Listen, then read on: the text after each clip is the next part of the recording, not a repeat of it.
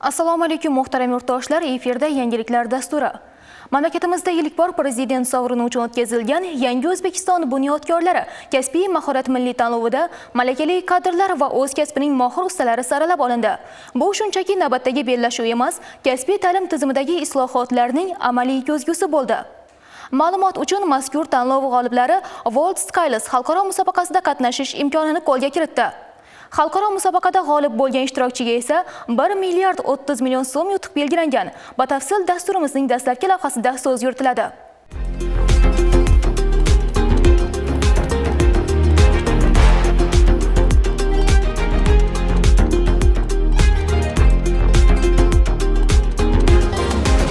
Bundan 6 yil muqaddam 2020-yilda davlatimiz rahbari tashabbusi bilan kasb-hunar ta'limi tizimida tub islohotlarga poydevor qo'yilib, bu borada ulkan va strategik maqsadlar belgilangan edi. Bugun ushbu tizimga qaratilgan e'tibor o'zining amaliy natijasini berib, minglab yoshlarning hayoti va taqdirida tub burilish yasamoqda. Tizimda erishilgan eng muhim yangiliklardan biri bu professional ta'lim bosqichida texnikumlarning joriy etilishidir. Texnikumlarda kadrlar tayyorlash xalqaro standart tasniflagichning kamida 5-darajasiga mos ta'lim dasturlari asosida olib borilishi reja qilingan. Eng muhimi, texnikumlarni muvaffaqiyatli tamomlagan bitiruvchilar o'z sohasiga mos bakalavriat yo'nalishlarida kirish imtihonlarisiz ikkinchi bosqichdan o'qishni davom ettirish imkoniyatiga ega bo'ladilar. Bu esa ta'lim tizimidagi mutlaqo yangi bosqich va yoshlar kelajagi uchun katta imkoniyat edi. Prezidentimiz tashabbusi bilan ilk bora o'tkazilgan Yangi O'zbekiston bunyodkorlari kasbiy mahorat milliy tanlovi texnikum talabalari mahallalarda kasbiy faoliyatni yuritib kelayotgan yoshlarga yanada ko'proq imkoniyatlar eshigini ochib berdi. Loyihaning tuman va shahar bosqichlarida 124 ming nafardan ziyod 16-30 yosh toifasidagi texnikum o'quvchilari, oliygoh talabalari va mahalla yoshlari o'z mahoratini sinovdan o'tkazdi.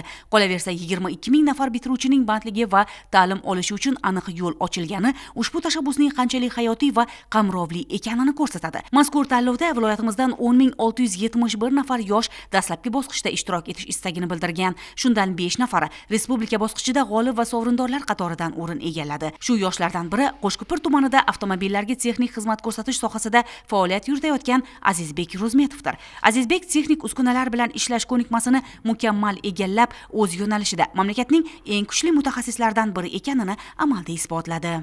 18 yoshimdan beri avtomobilga texnik xizmat ko'rsatish bo'yicha ishlab kelyapmiz. O'z mijozlarimizga egamiz. Ularga xizmat ko'rsatib boryapmiz. Tanlovda qatnashishga yoshlar yetakchisi taklif berdi. Respublika bosqichida men uchun qatnashish faxrli bo'ldi. Men o'zimning kasbimdan faxrlanaman. O'zimning ish faoliyatimni kengaytirib, kelajakdagi mahalladagi yoshlarni ishga jalb qilib, yetuk mutaxassis usta qilib yetishtiramiz.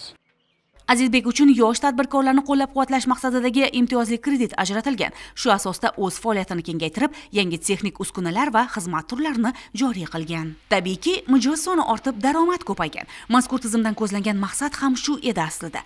Azizbek kabi yuzlab yoshlar nafaqat qo'llab-quvvatlanyapti, bu orqali yurtimizda kasbiy ta'lim rivoji, yoshlar bandligiga ham hissa qo'shilyapti. Muxtasar aytganda, mazkur tanlovda xalqaro maydonda o'zini namoyon qila oladigan kuchli va salohiyatli yoshlarni yuzaga chiqarishga erishiladi.